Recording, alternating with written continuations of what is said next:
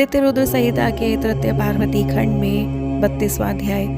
ब्राह्मण वेशधारी शिव द्वारा शिव स्वरूप की निंदा सुनकर मैना का कोभवन में गमन, शिव द्वारा सप्तऋषियों का स्मरण और उन्हें हिमालय के घर भेजना, हिमालय की शोभा का वर्णन तथा हिमालय द्वारा सप्तऋषियों का स्वागत। ब्रह्मा जी बोले, हे नारद, ब्राह्मण का ये वचन सुनकर अश्रुपूर्ण नेत्रों वाली मैना व्यथित मन से हिमालय से कहने लगी। मैना बोली, हे शैलेंद्र, परिणाम में सुख प्रदान करने वाले मेरे वचन को सुने। सभी श्रेष्ठ शैवों से पूछिए कि इस ब्राह्मण ने क्या कह दिया। हे नागेश्वर, इस विष्णु भक्त ब्राह्मण ने शिव जी की निंदा की है, उसे सुनकर मेरा मन अत्यंत दुखी है। हे शैलेश्वर, मैं कुत्सित रूप एवं शील वाले उस रुद्र को अपनी सुलक्षणा कन्या नहीं दूंगी। यदि आप मेरे वचन को नहीं मानेंगे तो इसमें संदेह नहीं है कि मैं मर जाऊंगी, तुरंत घर छोड़ दूंगी अथवा विष खा लूंगी, अथवा अंबिका के गले में रस्सी बांधकर घोर वन में चली जाऊंगी, अथवा उसे महासागर में डुबो दूंगी, किंतु उसको अपनी कन्या नहीं दूंगी।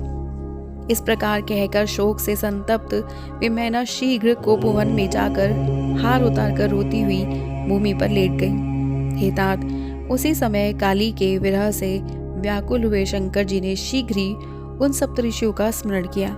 जब शिव जी ने उन सभी सप्तऋषियों को स्मरण किया, तब वे दूसरे कल्प वृक्ष के समान तत्काल ही वहां उपस्थित हो गए और साक्षात सिद्धि के समान अरुंधति भी वहां आ गई। सूर्य के समान तेजस्वी उन ऋषियों को देखकर शिव जी ने अपना जप छोड़ दिया।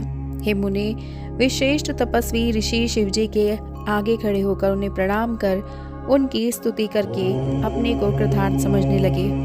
तत्पश्चात विस्मय में पड़कर वे पुनः लोक नमस्कृत शिव को प्रणाम करके हाथ जोड़कर सामने खड़े होकर उनसे कहने लगे। ऋषिगण बोले, हे सर्वोत्कृष्ट, हे देवताओं के सम्राट, हे महाराज, हम लोग अपने सर्वोत्तम भाग्य की सराहना किस प्रकार करें। हम लोग जो पूर्व समय के कायिक, वाचिक तथा मानसिक तीनों प्रकार की तपस्या की है, उत्तम वेद अध्ययन किया है, अग्निहोत्र किया है तथा नाना प्रकार के तीर्थ किए हैं, और ज्ञान पूर्वक वाणी, मन तथा शरीर से जो कुछ भी पुण्य किया है, वो सब आज आपके स्मरण रूप अनुग्रह के प्रभाव से सफल हो गया। जो मनुष्य आपका नित्य स्मरण करता है वो कृतकृत्य हो जाता है, तब उसके पुण्य का क्या वर्णन करें जिसका स्मरण आप करते हैं। हे सदाशिव, आपके द्वारा स्मरण किए जाने से हम लोग सर्वोत्कृष्ट हो गए हैं, और आप तो किसी के मनोरथ मार्ग में किसी प्रकार आते ही नहीं है। जिस प्रकार बोने को फल प्राप्त हो जाता है, जन्मांध को नेत्र की प्राप्ति होती है, गूंगे को वाणी मिल जाती है, कंगाल को निधि दर्शन हो जाता है, पंगु को ऊंचे पहाड़ पर चढ़ने की शक्ति प्राप्त हो जाती है तथा वंध्या को प्रसव संभव हो जाता है, उसी प्रकार हे प्रभु, हमें आपका यह दुर्लभ दर्शन प्राप्त हो गया। आज से हम मुनीश्वर आपके दर्शन के लोकों में मान एवं पूज्य हो गए तथा ऊंची पदवी को प्राप्त हो गए। हे देवेश, बहुत कहने से क्या, आप सर्वदेवेश्वर के दर्शन से हम सर्वथा मान्यता को प्राप्त हो गए। आप जैसे पूर्ण परमात्मा को किसी से प्रायोजन ही क्या है, किंतु यदि हम सेवकों पर कृपा करना ही है तो हम सबके योग्य कार्य के लिए आज्ञा प्रदान कीजिए। ब्रह्मा जी बोले, तब उनकी इस बात को सुनकर लोकाचार का आश्रय लेकर महेश्वर शंभु मनोहर वचन कहने लगे। शिव जी बोले, हे महर्षियों, ऋषिजन हर तरह से पूज्य हैं, आप लोग तो विशेष रूप से पूज्य हैं। हे विप्रो, कुछ कारणवश मैंने आप लोगों का स्मरण किया है। आप सब जानते हैं कि मेरी स्थिति सदैव ही परोपकारी करने वाली है, और विशेषकर लोकोपकार के लिए तो मुझे ये बात सब करना ही पड़ता है। इस समय दुरात्मा तारकासुर से देवताओं के समक्ष दुख उत्पन्न हो गया है। क्या करूं, ब्रह्मा जी ने उसे बड़ा विकट वरदान दे रखा है। हे महर्षियों, मेरी जो 8 प्रकार की मूर्तियां पृथ्वी, जल, तेज, वायु, आकाश, सूर्य, चंद्र तथा यजमान कही गई है, वे सभी भी परोपकार के निमित्त ही है, स्वार्थ के लिए नहीं है। ये बात तो स्पष्ट है। इस परोपकार के लिए ही मैं पार्वती के साथ विवाह करना चाहता हूँ। उसने भी महर्षियों के कहने से दुष्कर कठोर तप किया है। उसके इच्छा अनुसार उसका हितकारक फल मुझे अवश्य देना चाहिए, क्योंकि भक्तों को आनंद देने वाली मेरी यह स्पष्ट प्रतिज्ञा है। मैं पार्वती के वचनानुसार भिक्षुक का रूप धारण कर हिमालय के घर गया था और मुझ लीला प्रवीण ने काली को पवित्र किया था। वे सभी स्त्री पुरुष मुझ पर ब्रह्मा जानकर वेद रीतियों से सदिग्धि से अपनी कन्या मुझे देने के लिए तत्पर हो गए। उसके बाद देवताओं की प्रेरणा से वैष्णव भिक्षु का रूप धारण कर मैं उन दोनों से अपनी निंदा करने लगा। उससे मेरे प्रति उनकी भक्ति नष्ट हो गई। उसे सुनकर वे बड़े दुखी हो गए और मेरी भक्ति से विमुख हो गए। हे मुनिगण, अब वे मुझे अपनी कन्या नहीं देना चाहते, इसलिए आप लोग निश्चित रूप से हिमालय के घर जाएं और वहां जाकर गिरिश्रेष्ठ हिमालय और उनकी पत्नी को समझाएं।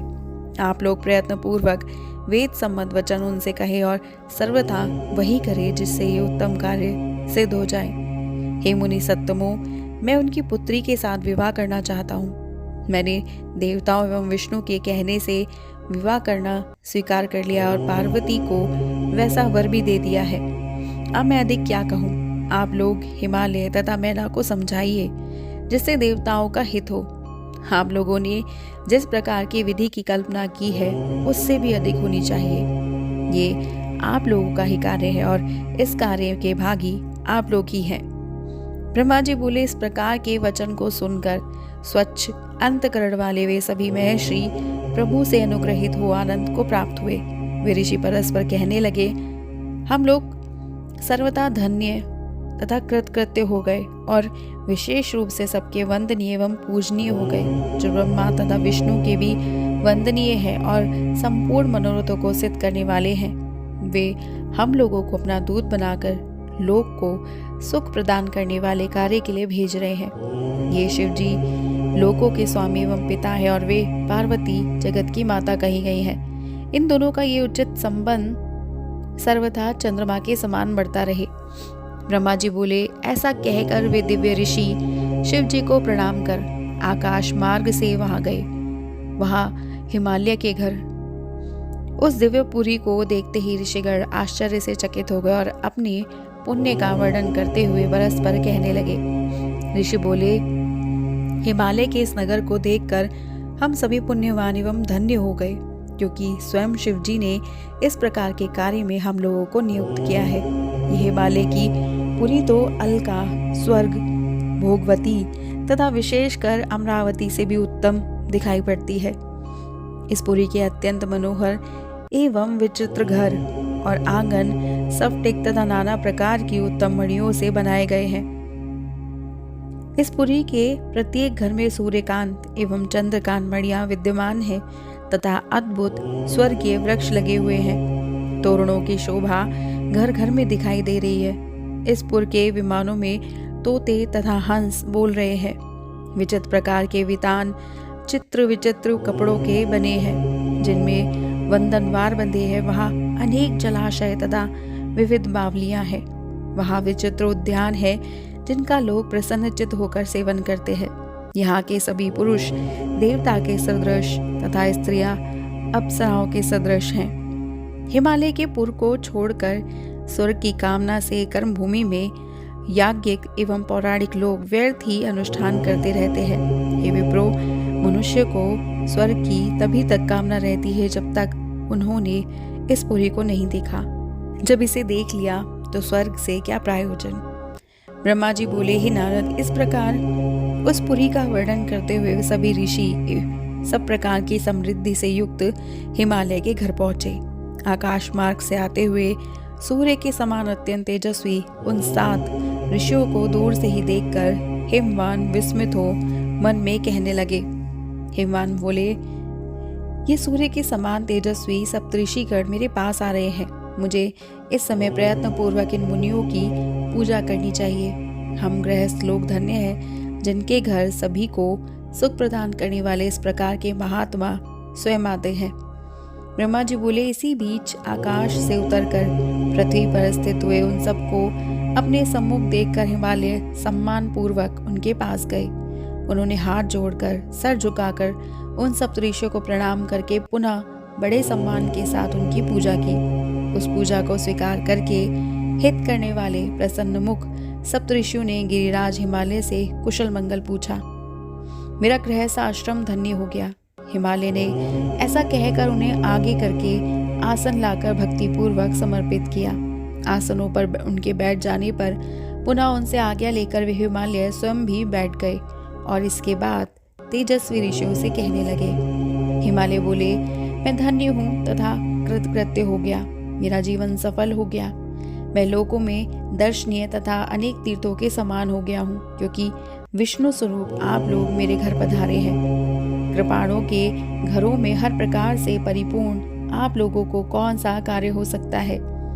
तो भी मुझ सेवक के योग्य जो कार्य हो उसे दयापूर्वक कहिए, जिसमें मेरा जन्म सफल हो जाए। इस प्रकार श्री शिव महापुराण के अंतर्गत दित्य रुद्र संहिता के तृतीय पार्वती खंड में सप्तऋषियों का आगमन वर्णन नामक 32वां अध्याय पूर्ण हुआ। और हमारा अगला अध्याय है वशिष्ठ पत्नी अरुंधति द्वारा मैना को समझाना तथा सप्तऋषियों द्वारा हिमालय को शिवा महात्म्य बताना नामक 33वां अध्याय। और इसे जानने के लिए सब्सक्राइब कीजिएगा हमारे YouTube channel Voice of Tales को और हमारी वीडियो को लाइक शेयर सब्सक्राइब करना मत भूलिएगा।